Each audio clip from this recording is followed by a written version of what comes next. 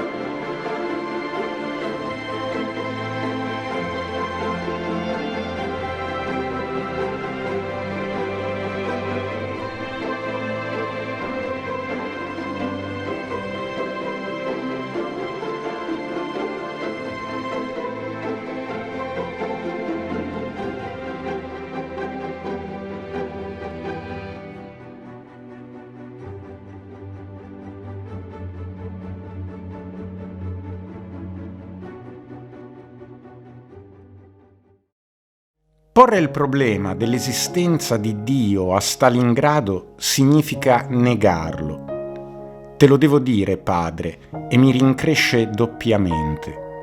E doppiamente mi rincrescono queste mie parole, perché saranno le mie ultime.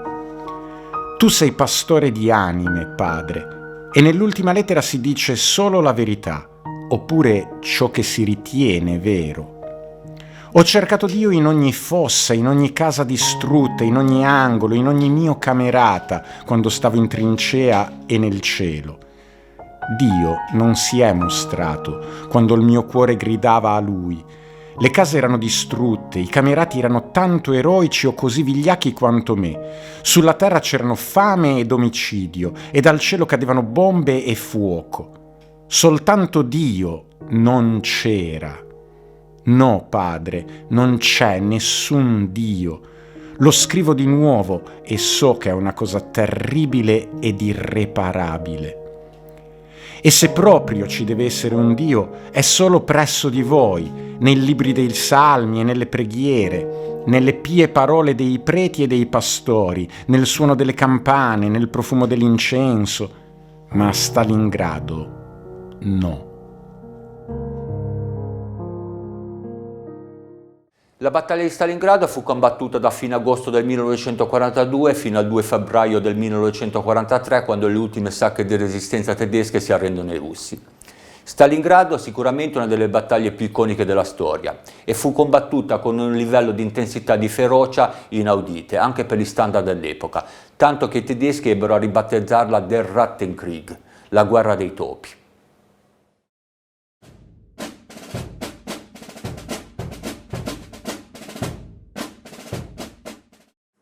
Nel giugno del 1941 i tedeschi invadono l'Unione Sovietica con l'operazione Barbarossa.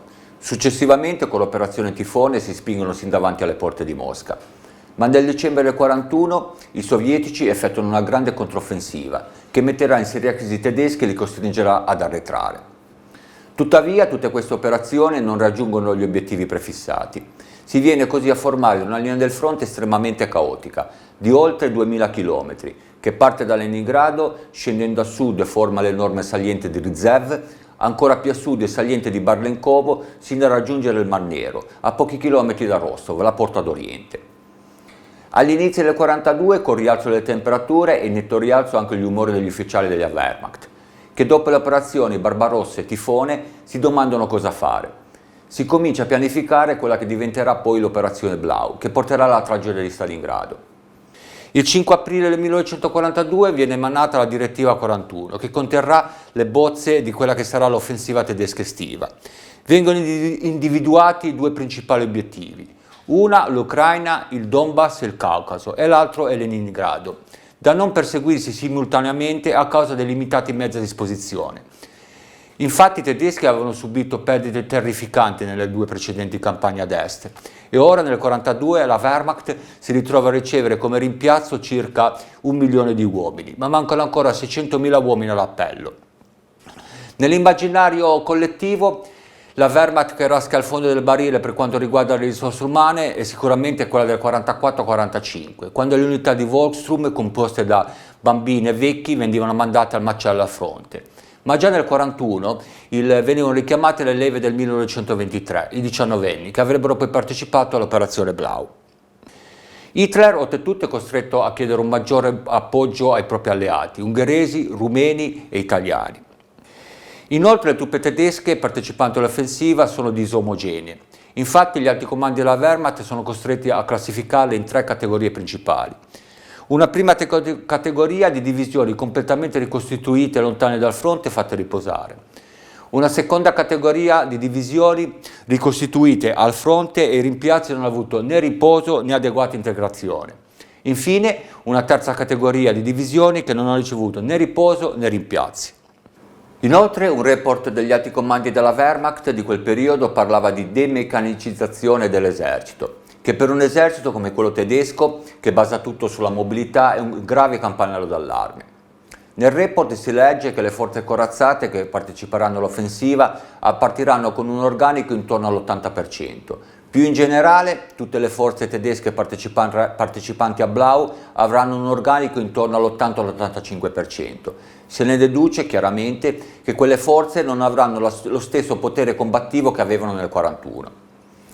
La Luftwaffe, elemento sempre determinante nelle vittorie tedesche, si trova ora ad operare su enormi estensioni di territorio e ciò ne ridurrà drasticamente l'efficacia. Inoltre persistono i problemi logistici che hanno afflitto sia Barbarossa che Tifone e che condizioneranno pesantemente Blau. Inoltre vi è l'ennesimo fallimento informativo da parte dell'intelligence tedesco, che ad esempio valuta in 6.000 i carri in possesso sovietici, ma ne hanno circa 24.000. In 7.800 i pezzi di artiglieria, ma i sovietici ne possono disporre di circa 33.000. Nonostante tutti questi segni negativi, i tedeschi pianificano Blau, che prevederà 4 fasi. I tedeschi riusciranno a mettere in campo circa 1.300.000 uomini, di cui più di 1 milione tedeschi. 1.900 mezzi corazzati, ma è difficile stabilire il numero con precisione. Il tutto sarà appoggiato dalla 4ª Luftflotte di von Richthofen. I russi invece metteranno in campo circa 1.700.000 uomini, 2.300 carri, 3.700 considerando i più leggeri T-60. Molti storici hanno etichettato Blau come un'operazione disperata, ma non capiscono bene con che hanno a che fare. I prussiani prima e i tedeschi dopo sono una casta militare poco abituata a valutare le proprie possibilità prima di pianificare un'operazione. Federico il Grande, a cui gli si chiedeva cosa faceva l'esercito tedesco, rispondeva: il mio esercito attacca sempre. Blücher, il famoso generale che contribuì alla vittoria alla sconfitta di Napoleone a Waterloo, era soprannominato il generale Avanti. Quindi non ci si deve stupire se i tedeschi provino un azzardo come quello dell'operazione Blau.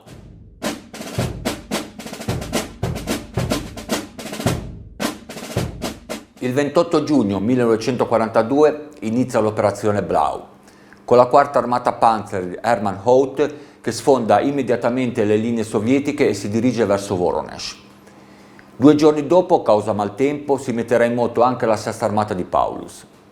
Il 2 di luglio elementi della 4ª armata Panzer ed elementi della 6ª armata si ricongiungono nei pressi di Stary-Oskol, insaccando elementi della 40ª armata sovietica. Il 4 di luglio Hoth raggiunge il Don. 2 giorni dopo, il 6, la Stavka emette l'ordine di ritirata generale. Lo sfondamento è totale, la sorpresa tattica anche. Per i tedeschi sembrava di essere tornati ai bei tempi di Barbarossa. Hitler si confida con Halder dicendogli: i russi sono finiti. Anche fra la truppa il morale è alle stelle. Erano giorni di gloria per i reggimenti di linea tedeschi. Fin dove arrivava lo sguardo, veicoli corazzati e semicingolati percorrevano la steppa. Le bandiere sventolavano nella luce vivida del pomeriggio. I comandanti si stagliavano sulle torrette dei loro carri con il braccio alzato, indicando alle compagnie di avanzare. La mia unità seguiva da vicino i panzer del 23° reggimento. Grandi nuvole si alzavano quando ci spingevamo in avanti. Sembrava che niente potesse fermarci. In seguito scoprimmo che sarà diverso, ma quei giorni erano i nostri giorni. Nonostante tutto, però, fra alcuni soldati tedeschi è ancora vivido il terribile ricordo dell'inverno 41-42, e come scrive un teniente della terza Panzerdivisionen. Era quasi come se il nostro cervello fosse diviso a metà. Andavamo alla carica con un senso di esultanza, eppure sapevamo che il nemico ci avrebbe attaccato di nuovo in inverno. I motivi di questo rapido e incredibile sfondamento tedesco vanno ad attribuirsi principalmente alla figura di Joseph Stalin. Stalin in quel periodo era fermamente convinto che i tedeschi avrebbero attaccato verso Mosca, nonostante che i suoi servizi di intelligence e i servizi di intelligence alleati gli indicavano come l'Ucraina l'obiettivo principale per i tedeschi. Oltretutto, il 19 di giugno, un ufficiale tedesco di nome Reichel è costretto a un atterraggio di fortuna dietro le linee russe. Viene catturato insieme a tutti gli incartamenti dell'operazione Blau, che vengono portati immediatamente a Stalin, ma questi appena li vedrà parlerà di depistaggio. Questo è un classico esempio di nebbia di guerra, dove due contendenti operano senza avere la minima idea di quello che sta facendo l'avversario, di quello che ha in mente l'avversario.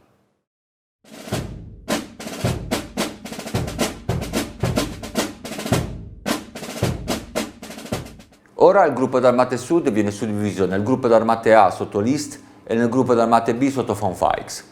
A pochi giorni dall'inizio delle operazioni della fase 2 di Blau, Hitler decide di sostituire von Feix con von Bock, a causa dei dissidi che erano nati tra Hitler e lo stesso von Feix per la gestione della quarta armata nei pressi di Vornesch.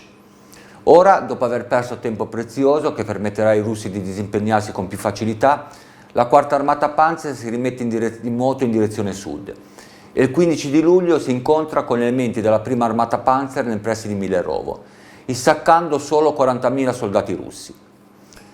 Il 23 di luglio i tedeschi raggiungono e prendono per la seconda volta Rostov.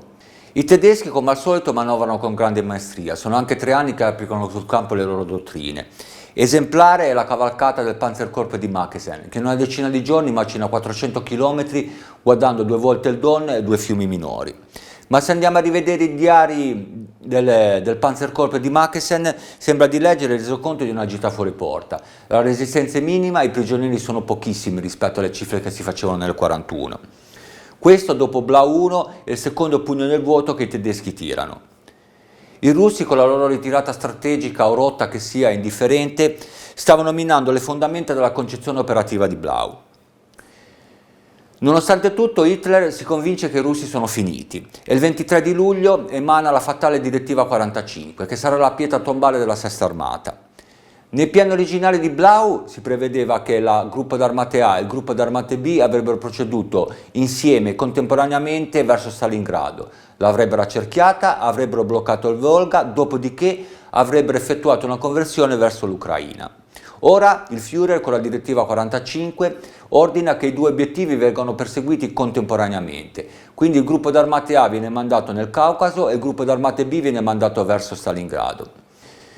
Il Führer con questa direttiva, oltre a separare le proprie forze, che erano già esigue, gli fa effettuare una manovra non convergente ma divergente. Il 28 di luglio la Stavka e Stalin emanano il famoso ordine 227, Ni Sagudanaz. Da adesso in poi non si cede più un metro e si resiste fino all'ultima pallottola.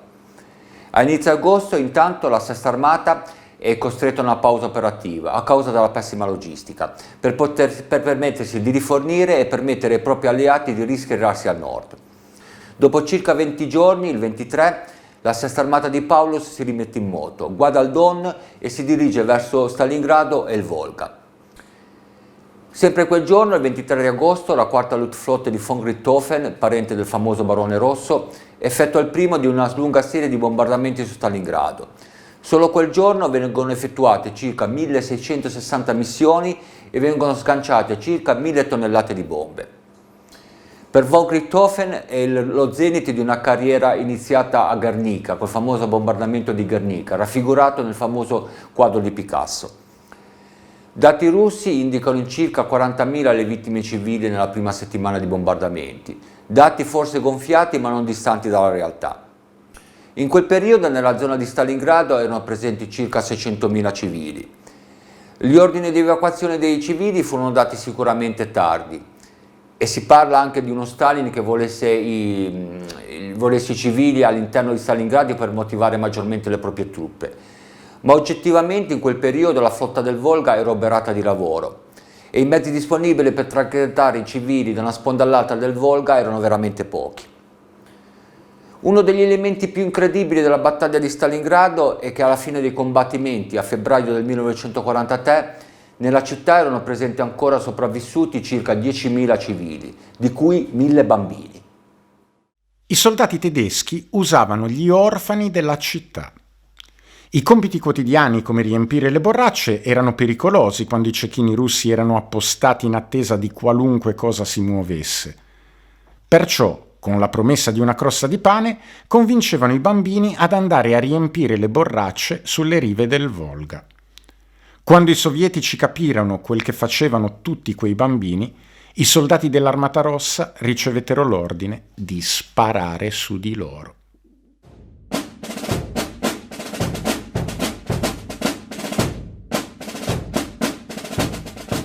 Stalingrado a quel tempo aveva una particolare conformazione allungata, 40 km di lunghezza per 8 km di larghezza, una lunga fettuccia che si appoggiava sulla sponda occidentale del Volga. A nord la città era dominata dai grandi complessi industriali, la fabbrica di trattori, la fabbrica d'armi, l'acciaieria Ottobre Rosso, l'impianto chimico Lasur, tutti collegati fra di loro, che si rivelarono un formidabile ostacolo per i tedeschi. A difendere il settore ci sono la 62esima e la 64esima armata. Il 12 di settembre Lopatin, sfiduciato sulle possibilità russe di tenere Stalingrado, viene sostituito da Vasily Chuikov al comando della 62esima armata. Si rivelerà una mossa più che azzeccata. Chuikov, 42enne, profondo conoscitore delle tattiche tedesche, aveva osservato come i tedeschi attaccavano con i carri armati seguiti dalla fanteria solo dopo aver effettuato un bombardamento preliminare della Luftwaffe sulle linee nemiche. Quindi ordina di accorciare la terra di nessuno con lo spazio che intercorre fra le linee tedesche e quelle sovietiche il più possibile, 50 metri al massimo. L'idea è quella di smorzare l'efficacia dei bombardamenti della Luftwaffe, in quanto i tedeschi, quando cercavano di colpire le linee russe, inevitabilmente rischiavano di colpire anche i propri commilitoni. Inoltre voleva creare uno stato di continua tensione nel soldato tedesco, come scrive nelle sue memorie. Ogni tedesco a Stalingrado doveva avere la netta sensazione di essere sotto il tiro di un fucile russo. Crea anche dei capisaldi che avranno la funzione di frangiflutti, in modo di incanalare gli sforzi tedeschi verso posizioni ben preparate. Detti disposizione al colonnello Sarajev di scegliere degli edifici solidi, soprattutto nel centro di Stalingrado, segnandoli su una pianta della città. Di munirli con una forza da 50-100 uomini al comando di ufficiali appartenenti al partito, col compito di attrezzarsi a difesa. Essi avrebbero dovuto asserragliarvisi e resistere sino all'ultimo colpo. Ora, sulle cartine degli ufficiali che seguono le operazioni, il metro si sostituisce al chilometro. I tedeschi fanno fatica ad abituarsi a questo cambiamento. I russi invece capiscono quasi subito che una delle chiavi di volta della vittoria a Stalingrado sarà quella di organizzarsi in piccoli gruppi. Per fine settembre erano stati creati in ogni reggimento i gruppi di assalto di Stalingrado. Erano composti da pochi uomini pronti a colpire. Ogni posizione occupata dai tedeschi diventava immediatamente un obiettivo per i loro assalti. Il nemico non era in genere abituato a questi attacchi, in cui all'uso delle solite armi i gruppi di assalto sostituivano alternativamente esplosivi, bombe a mano, baionette, pugnali. Si combatteva per ogni singolo edificio e la lotta si prolungava per il possesso di ogni locale, di ogni rampa di scale.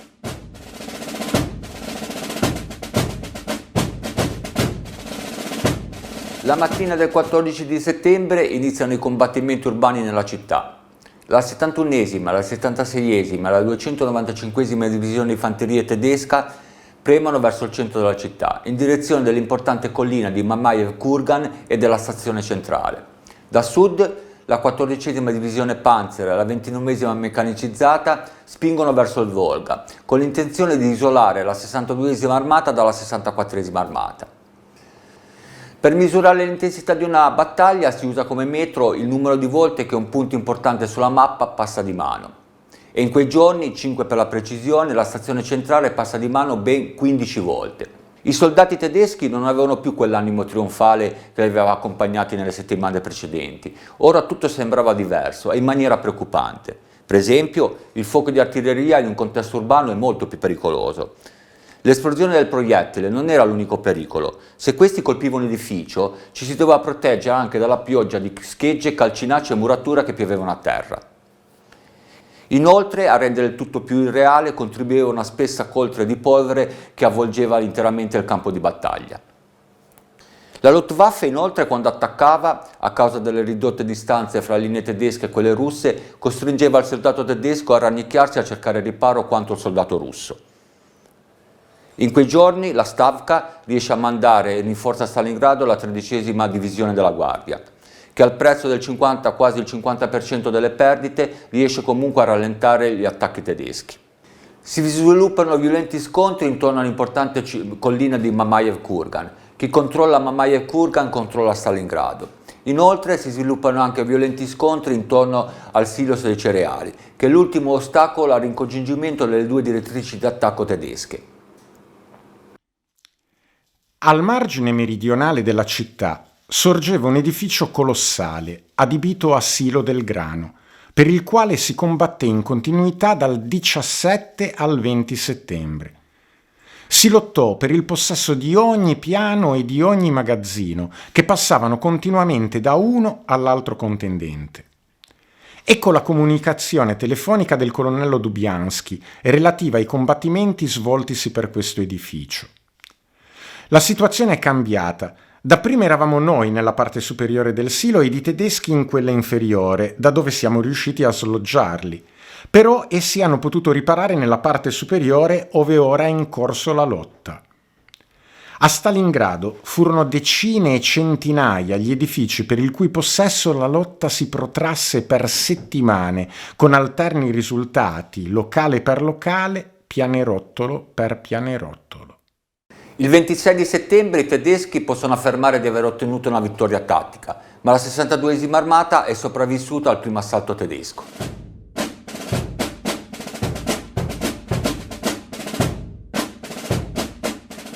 Ora Paulus, mentre ripulisce la zona sud della città, rivolge le proprie attenzioni alla zona nord, quella dei grandi complessi industriali. Organizza due direttrici d'attacco, una verso Mamajev-Kurgan nelle acciaierie Ottobre Rosso e l'altra verso la fabbrica di trattori. Chuikov, informato del ridispiegamento delle forze tedesche, organizza un contrattacco per la mattina del 27 settembre, ma viene immediatamente stoppato dalla violenta reazione tedesca. Poco dopo si mette in moto la Sesta Armata con una decina di divisioni. I tedeschi premono e spingono indietro i russi fino a 3.000 metri e distruggono due divisioni russe. Ma ad esempio a Mamajev-Kurgan, a causa dell'ostinata resistenza russa, i tedeschi non riescono a ottenere il controllo di questo vitale punto.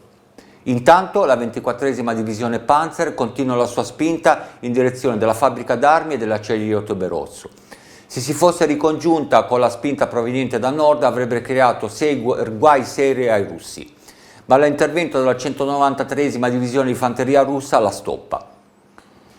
Paulus, deluso dell'andamento degli scontri, rivolge le proprie attenzioni al saliente di Orlovka e ordina di distruggerlo. Anche qui i tedeschi trovano un'accanita resistenza da parte dei russi. Gli ci vorranno circa 10 giorni per ridurre il saliente. Un caporale tedesco scrive a casa: Non potete immaginare come i russi difendano Stalingrado, come cani rabbiosi. Il 2 ottobre colpi di artiglieria colpiscono i serbatoi di nafta sulle rive del Volga, vicino al quartier generale di Chuikov. Bombe dirompenti buttarono all'aria l'intera sponda del Volga, centrando i depositi di nafta che erano pieni.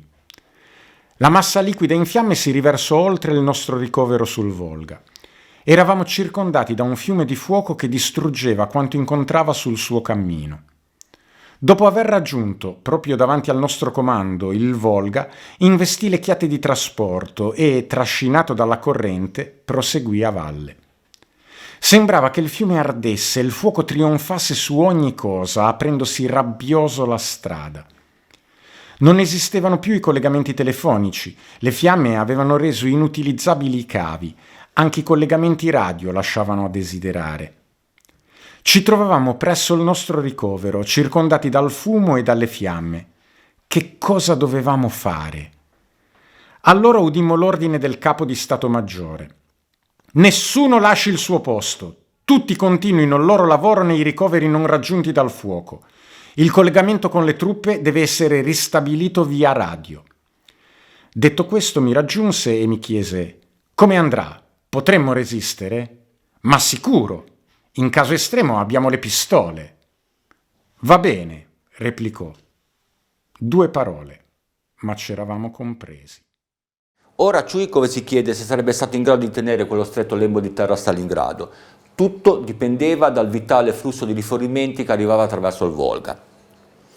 Il 5 ottobre i tedeschi intensificano i propri sforzi.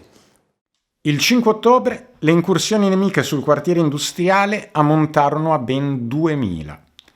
L'intensità dei bombardamenti era tale da fare uscire di senno i nostri uomini. All'alba ogni spostamento di truppe si arrestava perché gli aerei tedeschi martellavano ogni cosa sul suolo si muovesse. Anche i feriti non potevano lasciare le loro buche e i ripari se non all'imbrunire per trascinarsi ai centri di raccolta presso le sponde del Volga. Ma la 62esima armata comunque continua a resistere. Il motto a quel tempo era: per i difensori di Stalingrado non c'è terra sull'altra riva del Volga. Paulus inoltre è furioso perché gli avevano detto che se avesse preso Stalingrado avrebbe ricevuto l'incarico di capo di Stato Maggiore all'OKV. La 62esima armata era stata nuovamente messa in crisi, ma nuovamente era sopravvissuta e aveva resistito. Ora stava per iniziare la terza e più critica fase della battaglia.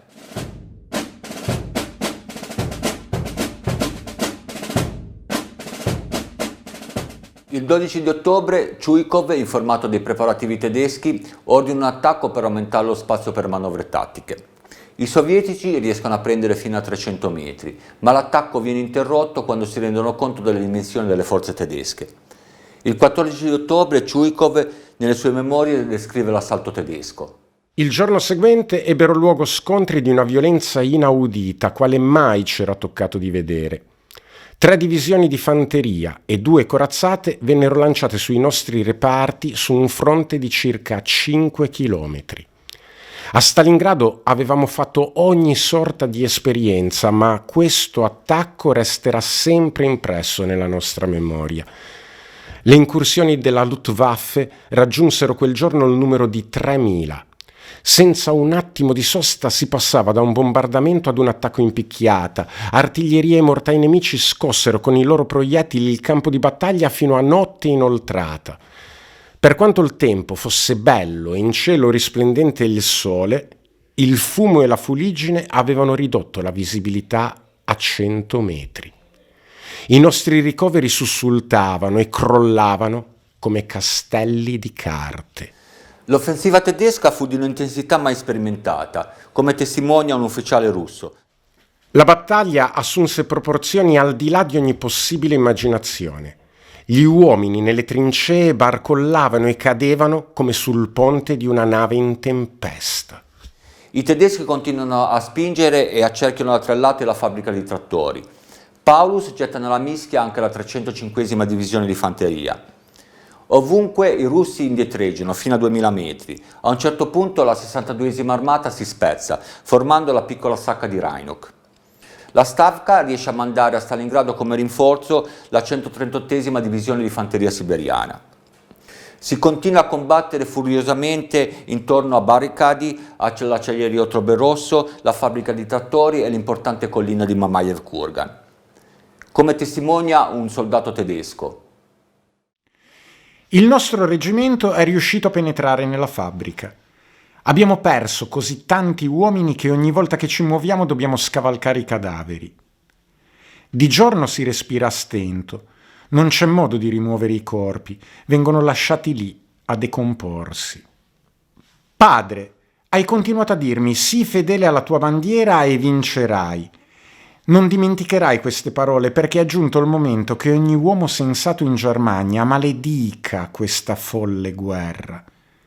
È impossibile descrivere cosa succede qui. Chiunque a Stalingrado sia in possesso di 2 mani e una testa, uomo o donna che sia, continua a combattere. Non preoccupatevi, non agitatevi, perché prima vado sottoterra, meno soffrirò. Spesso pensiamo che la Russia dovrebbe arrendersi, ma queste persone incolte sono troppo stupide per capirlo. C'è una frase del Vangelo che mi viene in mente spesso: non una pietra rimarrà in piedi. E qui è proprio così. I combattimenti continuano senza sosta. Intanto l'8 di novembre a Monaco il Führer pronuncia un discorso che ha del grottesco. Volevo raggiungere il Volga, per la precisione, in un luogo particolare. Per caso portava il nome dello stesso Stalin, ma non pensate che sia andato fin là per questo motivo. Il fatto è che occupa un'importante posizione. Volevo catturarla e dovreste saperlo, siamo del tutto soddisfatti, l'abbiamo ottenuta così com'era. Sono rimaste solo un paio di posizioni da prendere. Nei primi giorni di novembre i tedeschi tengono alta la pressione con numerosi piccoli attacchi sui russi, ma non fanno progressi. L'11 di novembre Paulus ordina l'ultimo assalto. Verranno impiegati anche 4 battaglioni di ingegneri fatti arrivare dalla Germania in aereo. Paulus, in crisi e sotto pressione, ordina che anche i carristi partecipino all'assalto come fanteria. I comandanti rimangono sbalorditi davanti a tale ordine, ma tutto verrà risolto con l'invio di personale ausiliario. Il 12 novembre i tedeschi perdono subito slancio. Ora potevano solo sperare di trascorrere l'inverno fra le mura di una città distrutta. Come la chiameranno più tardi, la fortezza senza un tetto.